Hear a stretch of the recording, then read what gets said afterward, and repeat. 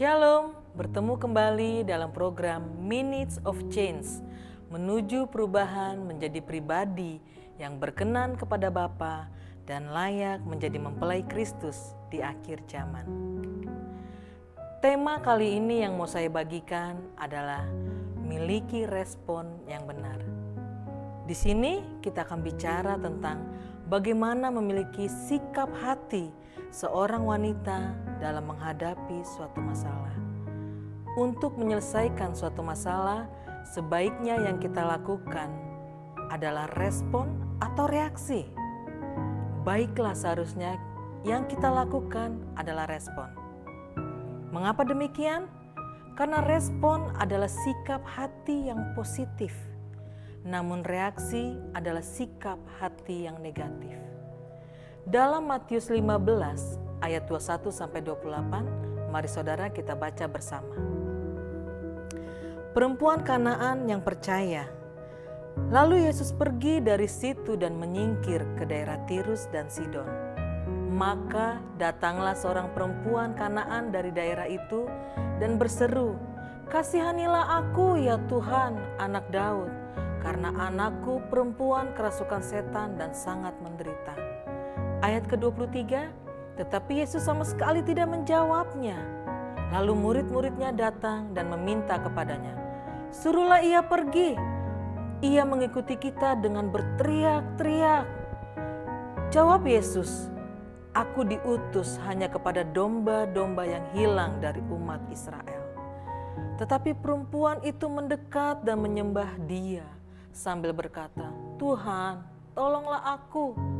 Tetapi Yesus menjawab, "Tidak patut mengambil roti yang disediakan bagi anak-anak dan melemparkannya kepada anjing." Ayat 27. Kata perempuan itu, "Benar Tuhan, namun anjing itu makan dari remah-remah yang jatuh dari meja tuannya." Ayat yang 28. Maka Yesus menjawab dan berkata kepadanya, "Hai ibu, besar imanmu, maka jadilah kepadamu seperti yang kau kehendaki." Dan seketika itu juga anaknya sembuh. Dari kisah wanita Kanaan ini, sikap hati atau respon yang benar yang dilakukannya. Respon yang benar akan membawa kepada kebaikan dan mukjizat Tuhan. Lalu, respon benar seperti apa yang dilakukan oleh wanita Kanaan dalam cerita ini? Respon yang benar yang pertama adalah dalam ayat 22. Maka datanglah seorang perempuan Kanaan dari daerah itu dan berseru, "Kasihanilah aku ya Tuhan, anak Daud, karena anakku perempuan kerasukan setan dan sangat menderita." Respon yang pertama, wanita ini tetap tegar, setia, dan taat dalam mencari solusi. Tidak diam, tidak mengeluh atau menyalahkan keadaan. Bahkan yang dilakukan adalah datang kepada Tuhan. Respon yang kedua, dalam ayat yang ke-25, tetapi perempuan itu mendekat dan menyembah Dia sambil berkata, "Tuhan, tolonglah aku." Wanita ini tetap tenang dan menguasai diri dan tetap bersungguh-sungguh di dalam Tuhan. Respon yang ketiga, wanita ini tetap intim dan menyembah. Pada saat kita ada dalam masalah, seringkali kita mencari solusi dengan kekuatan kita sendiri dan tidak menghadirkan Tuhan untuk turut campur tangan dalam masalah yang ada.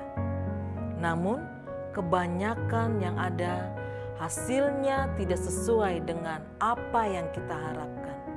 Berbeda dengan apa yang dilakukan oleh wanita Kanaan ini. Dia tetap intim dan jaga hubungan yang baik, bahkan lebih mendekatkan diri kepada Tuhan. Dan respon yang keempat dalam ayat 27. Kata perempuan itu, "Benar Tuhan, namun anjing itu makan remah-remah yang jatuh dari meja tuannya." Respon keempat yang dilakukan wanita ini, tetap rendah hati di hadapan Tuhan. dan tetap berharap, serta semakin beriman. Mengapa demikian? Karena wanita Kanaan ini menghadirkan Tuhan Yesus dalam segala sesuatu yang terjadi dalam hidupnya. Lalu, apa yang Tuhan Yesus katakan pada wanita Kanaan ini? Atas iman percaya dan kerendahan hatinya. Mari kita baca dalam ayat yang terakhir, yaitu ayat yang ke-28. Maka Yesus menjawab dan berkata kepadanya, "Hai ibu, besar imanmu, maka jadilah kepadamu seperti apa yang kau kehendaki." Dan seketika itu juga anaknya sembuh. Ingat sahabatku, ada 4 hal yang harus kita lakukan saat menghadapi masalah. Yang pertama, tetap tegar, taat dan setia dalam mencari solusi. Yang kedua, tetap tenang dan menguasai diri. Yang ketiga, tetap intim dan menyembah Tuhan. Yang keempat, tetap rendah hati di hadapan Tuhan. Sahabatku, firman Tuhan yang saya sampaikan ini bukan hanya untuk sahabatku semua yang mendengarkan, tetapi firman ini juga menjadi kekuatan buat saya secara pribadi. Sahabatku, ada kata bijak yang mau saya bagikan. Tuhan tidak pernah menjanjikan perjalanan hidup yang tenang, tetapi Tuhan menjanjikan penyertaan saat pendaratan yang aman. Amin. Tuhan Yesus memberkati.